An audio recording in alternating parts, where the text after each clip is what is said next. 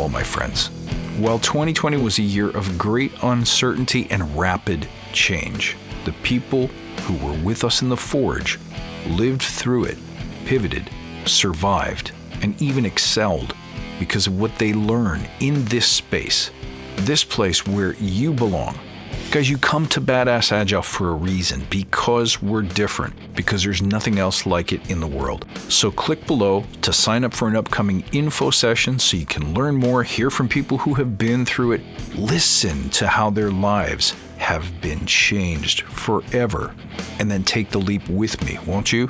Let me put you in the driver's seat of your own excellence, only here in the Forge. See you in the spring.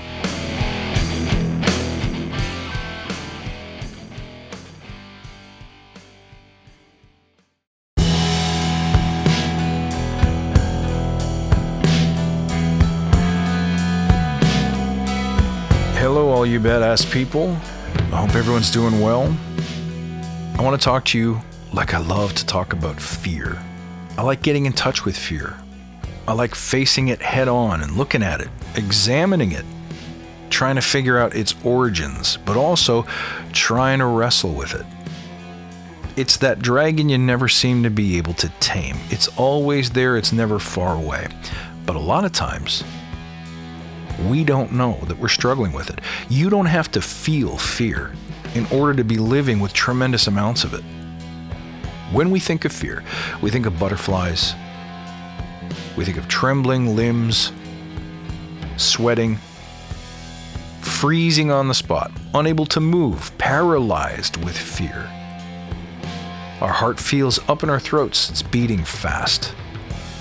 We can sense the threat, we can sense danger, but that's not the only kind of fear. Obviously, that kind of fear is present, it's self-evident.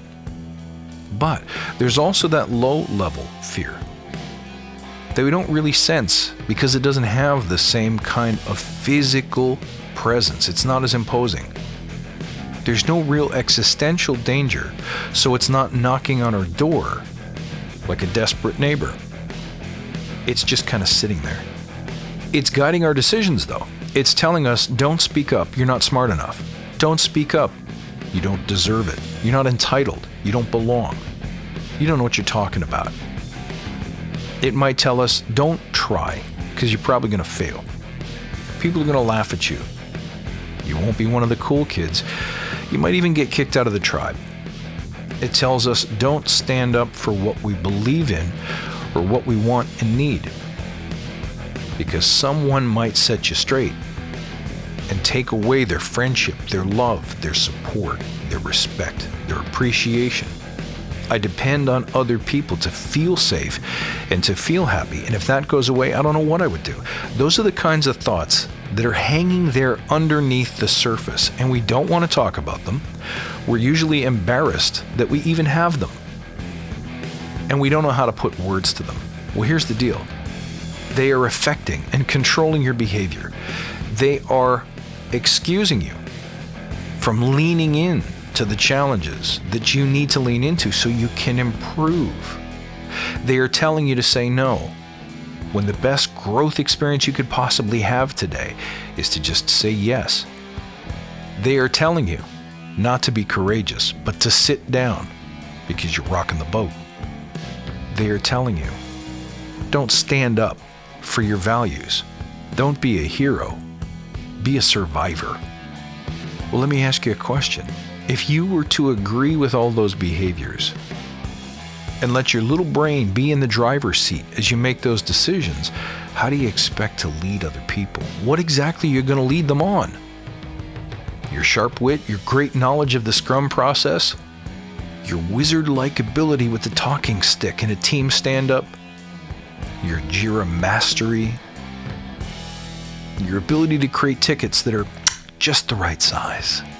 So perfect.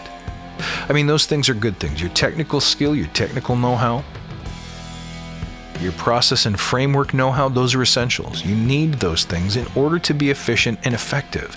But if you have this big cab driver in the front seat who is afraid to move forward, who tells you where you want to go instead of you telling him where you want to go? Exactly. How are you leading people? You're in the back seat. You're a captive. You're a passenger. You're a witness. But you're not an architect. You're not an author. You're not a doer. And it certainly would be real difficult to be an inspiration or an influence to your fellow human beings. So what's the solution? As leaders, we have to spend time developing the skill, just like you develop your JIRA skill, your facilitation skill, your story estimation skill, whatever skills you've accumulated over your lifetime, you have to spend as much time developing your awareness of that cab driver in the front seat. Where are they taking you today? So first, identify that the fear exists. And that begins with putting yourself in situations that you're not comfortable with. The difficult conversation, the ask, talking about what you need, talking about what you don't like. Do those things with the presence of mind to just check your body. Am I trembling somewhere?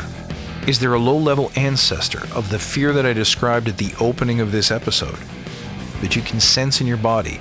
Butterflies, tension, fidgeting, jittering, stuttering, dry mouth, hesitation, sweating, sweaty palms, all of these things that we associate with fear. Look for little miniature versions of them in your body. And the minute you sense them, ask yourself the question, what am I feeling here? I'm feeling fear. What exactly am I afraid of? Walk it through in your head.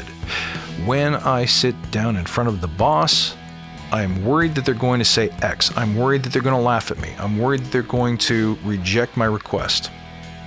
When I ask for help, I'm afraid people will say no. When I ask for help, I'm afraid I'm going to be forced to return the favor or be indebted, and I don't like that. When I state my ideas, I'm afraid I will be rejected and not accepted for who I am, that I will discover myself to be wrong. When I fail, I fear loss of my reputation. Think these things through. If you care to look, you'll be rewarded with a great discovery.